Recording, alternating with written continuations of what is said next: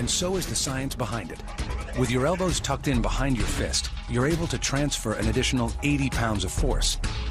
And because the punch is delivered to your opponent's core along a central axis, the more directly that force is transmitted to his body. Rather than meet that force with force, like in Muay Thai or Karate. Because bone is up to 40 times stronger than concrete, it's very...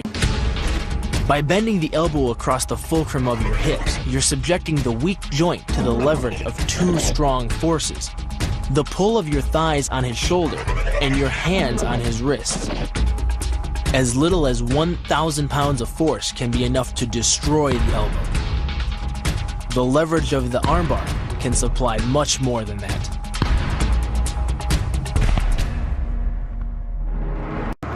You use the strength of your legs to maintain your dominant position while you secure the choke.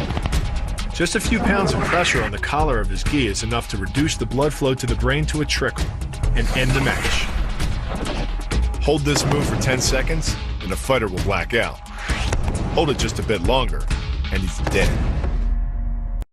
The hip throw capitalizes on the body mechanics of both you and your opponent.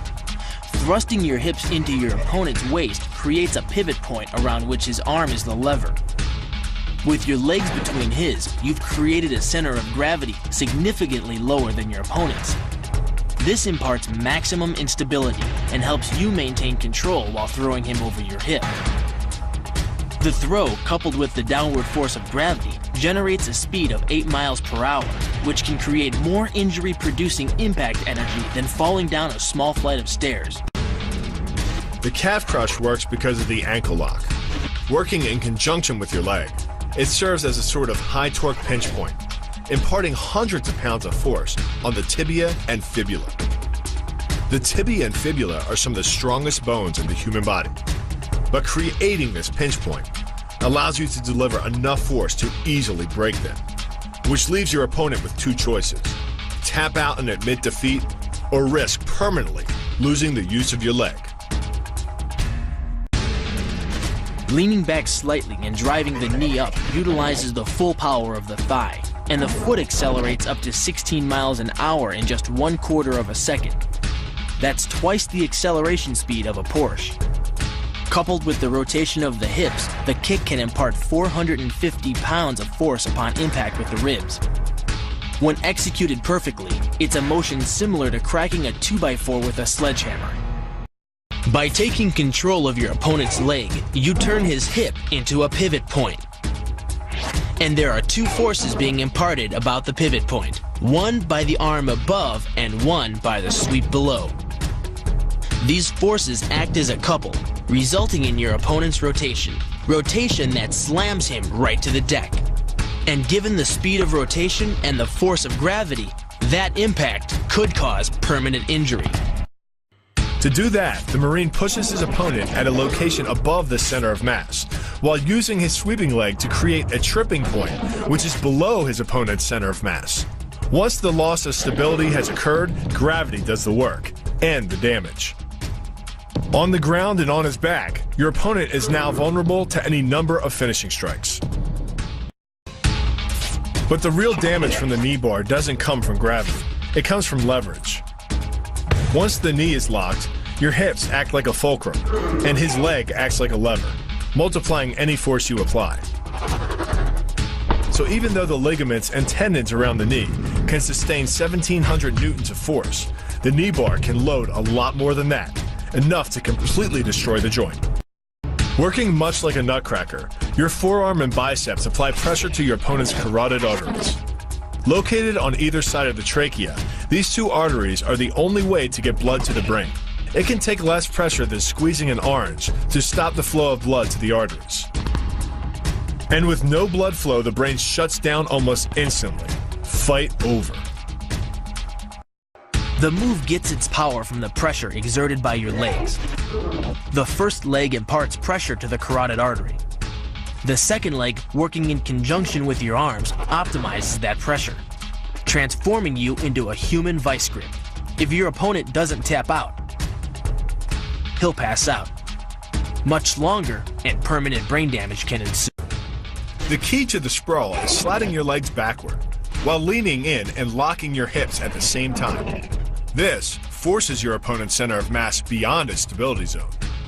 Coupled with the downward thrust of your forearms, he's now supporting your entire upper body with the back of his neck and head, which leaves him face down on the mat, vulnerable to any number of attacks. The power of this move comes from the spin. Like the wrecking ball at the end of a demolition crane, the power is generated by the rotation of the body. In conjunction with the snap of the knee, the foot achieves a velocity of nearly 30 miles per hour. When the heel connects with the solar plexus, it transfers 1,400 pounds of force, enough to damage internal organs and fracture multiple ribs. The power of this move comes from the spin. The rotation of the torso, combined with the foot at the extremity of that rotation, generates speeds of over 20 miles per hour. By the time the heel connects with the solar plexus, it is traveling 60 miles per hour and transfers over 450 pounds of force, enough to break ribs and even damage internal organs.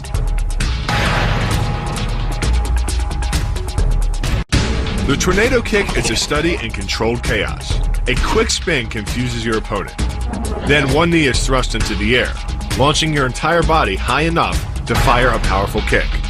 The momentum generated by your body weight rotating freely, combined with a powerful hip thrust, creates a devastating blow of over 700 pounds of force upon impact. More than enough to permanently damage the hyaline cartilage that protects the larynx and spinal cord. What makes this combo so effective is the momentum behind it. Powered by the running start and the most powerful muscles in the body, the quadriceps, the initial kick lands at 15 miles per hour. The second kick creates 3 times the injury-producing energy as the first, delivering over 650 pounds of force. That's like taking a shot from a sledgehammer to the face, more than enough to score a knockout and rearrange some facial features. The axe kick draws its power differently than most kicks. Once your foot reaches the apex above your opponent's head, your body's momentum, combined with the ease of downward acceleration due to gravity, can reach speeds over 20 miles per hour. That's enough to generate more than 550 pounds of force at the point of impact, easily breaking the nose or shattering the clavicle.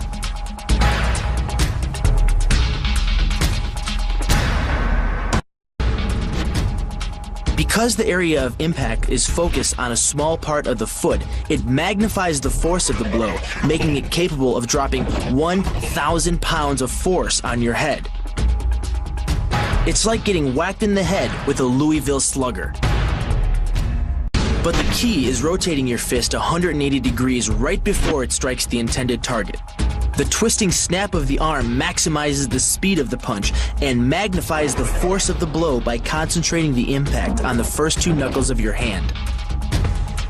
Done correctly, it can deliver as much energy as a bowling ball dropped from the top of a house, more than enough to cause soft tissue damage or break a rib. Because it swings through such a wide arc, the wrist is moving at speeds of up to 43 miles per hour. And since the radius doesn't deflect or compress nearly as much as a fist, it can deliver a staggering blow, like being hit with an axe handle. Or, the block works by taking the opponent's blow at an angle, which deflects the energy of the blow away from the vulnerable torso. The harder you block, the further his blow will be deflected, and the more open he'll be to a counter-strike. Human bones can resist 40 times more stress than concrete. The elbow is almost pure bone. Basically, the elbow works like the point of a knife. All the force is magnified by being concentrated in a small, hard area, capable of crushing even the hard bones of the skull. The key to this move is turning your opponent's lower arm into a lever. By grabbing his arm during the initial attack, you set up the lever such that direct loading to his elbow joint is achieved. Once the elbow is locked and loaded, you can pull a much heavier opponent off balance by simply lowering your center of weight. The hyperextension of the elbow, created by pulling back on the locked arm, virtually ensures that he will be taken down. The knee strike to the wrist dislodges the knife and further loads the elbow and shoulder. The technique can easily result in damage to the elbow joint, the tendons of the rotator cuff, or even a broken arm. This move is more about timing and precision than power. Instead of hacking through the limb, the first strike imparts an injury just a few inches below the elbow. The sword's razor-sharp blade easily slices through the soft tissue of the attacker's arm. This opens up his defense and provides the ninja a clean opportunity to deliver the kill stroke, a powerful shot to the top of his head. With practice, the ninja can hit his intended target from distances as great as 45 feet. At impact, that's more powerful than a Major League Baseball pitch. The move is difficult but devastating. There's no opposing object to push against, so all the energy of the move must come from the momentum of the leap and the acceleration of the kick. The snapping motion of the lower leg functions much like a coiled spring. When unleashed, the kick reaches impact speeds of 20 miles per hour and delivers up to 400 pounds of force to the opponent's chest. The key to this synergy of speed and power is punch technique, punch location, and punch frequency. With your elbows tucked in behind your fist, the energy of each punch is maximized. And because the punch is delivered to your opponent's core along a center line, the more directly that force is transmitted to his body. The effect is similar to that of continually slamming a battering ram against a door. No matter how strong, it can only sustain so many blows before it collapses.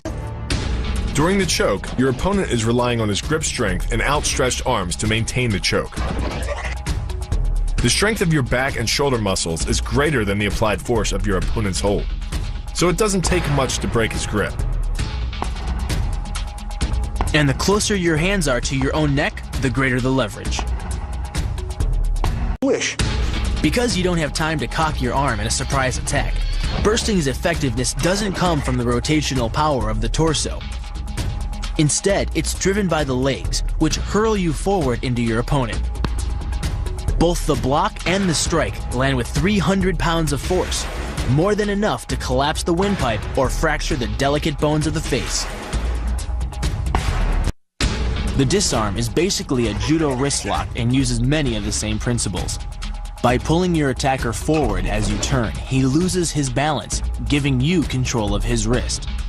The barrel of the gun then becomes a lever, allowing you to take the gun.